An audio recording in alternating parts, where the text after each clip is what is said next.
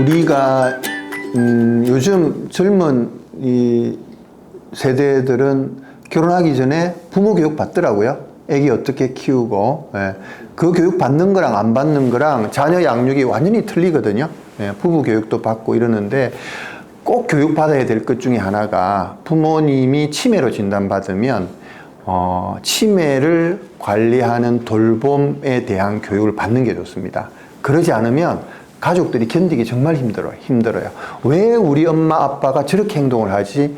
그 치매의 병태생들을 이해하지 못하면 막 미워지고 이때까지 부모님과 좋았던 기억들이 완전히 망가지는 이런 경험들을 하기 때문에 우리 엄마가 지금 이런 느낌을 갖고 있기 때문에 저런 행동을 하는구나 라는 게 요즘 이제 각 병원에서 치매를 진단하게 되면 이 보호자 교육 세션들이 있습니다. 그거 꼭 찾으셔서 교육받고 그래도 화가 나요. 알지만 엄마 아빠 이렇게 행동하는 거 보면 힘든데 왜 나한테 이렇게 짜증을 내는지, 왜 불안해하는지, 행동해놓고 잊어버리는지 이런 것들 이해하고 그 다음부터는 우리가 1살, 2살짜리의 행동을 보고 부모들이 크게 화내지는 않잖아요. 이제 그런 상황이 돼야 되는 거죠. 그래서 우리 엄마는 이제 3살짜리 애기야, 4살짜리 애기야 이렇게 생각을 하고 관리를 해야 되기 때문에 이제 그런 경험이 필요하게 되는 시기가 이때인 것 같습니다.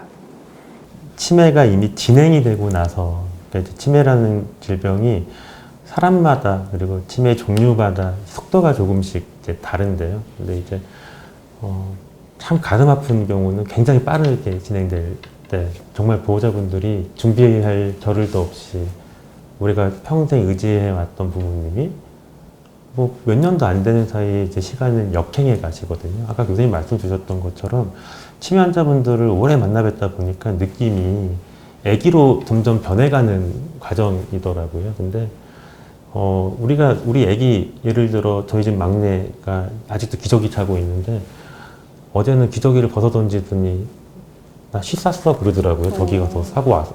이게 이쁜 게 아니고 아빠 컴퓨터 옆에다가 시했다고 와서 시했다고 이제 장난치더라고요. 근데 그걸 보고 저희가 화를 안 내거든요.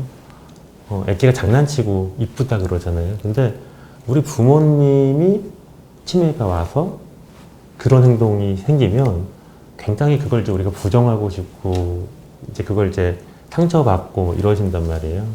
그냥 아이로 태아돼서 배웠던 기억들이 다 사라지기 때문에 그렇게 가고 있는 걸로 사실 이해를 하기 위해 노력해 주셔야 되고 쉽지가 않기 때문에 지금 그래도 우리나라는 이 사회적인 그리고 보건 행정적인 어떤 도움을 줄 수 있는 시스템들이 많이 있거든요. 적극적으로 활용하시면서 진료도 같이 잘 받으시면 좋겠고요. 저는 근데 이제 그것보다도 이제 1차 진료 저희들 입장에선 처음 치매를 진단받았을 때 치매가 다가오고 있는 것을 느끼는 가족분들이 더 큰 공포와 힘들어 하시는 경우들을 많이 겪고 있거든요. 이제 정말 그 부분에서는 함께 노력도 해 두셔야 되고, 함께 이제 그 불안한 상황들을 이겨나갈 수 있게끔 추억도 만들고 지지해 주시고, 정말 그런 교육도 필요했던 것 같고요. 그리고 좀 의사가 할 말은 아닐 수 있는데, 예를 들어 저희가 처음 의대 생활을 했었을 때, 두치 처음 됐을 때랑 지금이랑 몇몇 병들은 치료 방법이 바뀌었고, 옛날에 못 치료한다고 했던 게 이제는 완치가 된다 이렇게 말하는 병들이 나오고 있는 것처럼 치매학자도 좀 이렇게 나오고 있더라고요. 그래서 환자분들이나 보호자분들이 힘드시겠지만 현재 상황에서 포기하지 않고 버텨내고 진행을 늦게 해주시면 또 다음 방법들이 나올 거라고 생각이 들고요. 그래도 하나 기대할 만한 내용들은 아직까지 개발은 안 됐지만 아직까지는 치매를 좋아지게 하는 약은 없는데 좋은 약들이 많이 지금 임상시험 3상으로 이제 들어가기 시작해서 아밀로이드 베타라고 하는 이제 치매를 일으키는 원인 물질 중에 하나를 제거하는 이런 치료제들도 지금 임상시험에 들어간 상황이어서 한 10년 뒤에 저희들이 또 이걸 찍으면 그걸로 치료하자 이렇게 말을 할 수도 있는 날이 되기를 기대합니다. 오랜만에 이제 부모님 만나셨을 때 혹시나 치매를 좀 의심할 만한 소견이 있는지 확인하셔야 될 텐데, 이제 일반적으로 알츠하이머 치매라고 하는 치매가 가장 흔한 원인이거든요. 특히 알츠하이머 치매 같은 경우는 제일 먼저 떨어지는 인지 기능 중에 하나는 기억력 장애입니다. 근데 그 기억력이 건망증 있다고 막 치매 걱정된다고 오시는 분들도 계세요. 근데 좀 구별할 필요가 있긴 있는데, 보통 건망증 같은 경우는 중요한 건 잘 안 잊어버립니다. 사소한 거 주로 잊어버리기도 하고, 또 이제 힌트를 주면 기억을 해내시거든요. 근데 이제 치매 환자 같은, 그러니까 인지 기능이 정말로 떨어져 있는 분들 같은 경우는 중요한 걸 잊어버리세요. 그러니까 중요한 약속을 완전히 잊어버린다거나, 그리고 이제 뭐 자꾸 기억이 안 나니까 자꾸 물어보시기도 하고, 그리고 최근에 몇 분 전에 대화했던 내용을 잘 기억 못하고 뭐 이런 경우들이 상당히 많이 있습니다. 그래서 기억력 저하가 확실하게 좀 보인다라고 한다면 그건 반드시 의심하시고, 더 진행하는 것을 예방하기 위해서라도 꼭 진료 받으시고 평가를 좀 추가적으로 해보실 수가 있을 것 같고요. 아마 이제 좀 더 진행하게 되면 아까도 말씀 주셨던 것처럼 이제 일상생활이 좀 어려워지는 부분, 뭐 갑자기 집에 가는 길을 잘 못 찾는다든지, 뭐 갑자기 또는 이제 자기 일상생활 씻고 식사하고 이런 것들조차 좀 잊어버리거나 하는 경우, 또는 단어가 생각이 안 나서 자꾸 말을 잘 못하시고, 이제 점점 진행하게 되면 이해를 잘 못하고 대화에 참여를 잘 못하게 되는 경우, 이런 식으로 여러 가지 방향으로 진행을 하게 될 수도 있습니다. 네.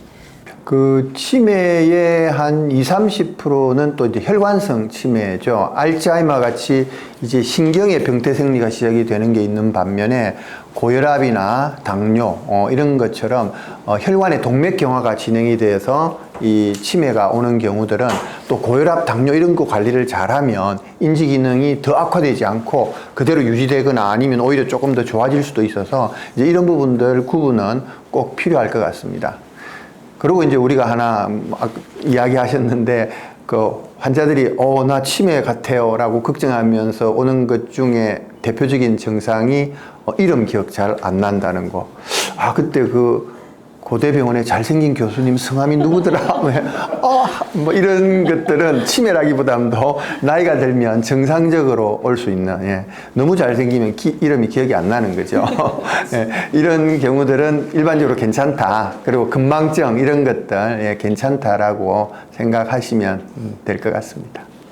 그리고 이런 경우에 이제 가정의학과를 방문하시면 간단한 비용도 얼마 안 드는 치매 인지기능 검사라는 게 있습니다. 한 10분 정도 검사하시면 어느 정도인지 보고 이게 단순한 건망증인지 아니면은 이게 좀 우려해야 될 상황이어서 MRI라든지 이런 자세한 검사 또는 인지기능 치매를 전문으로 보는 의사들한테 의뢰를 해야 될지 이런 것들을 이제 결정을 해 줄 겁니다.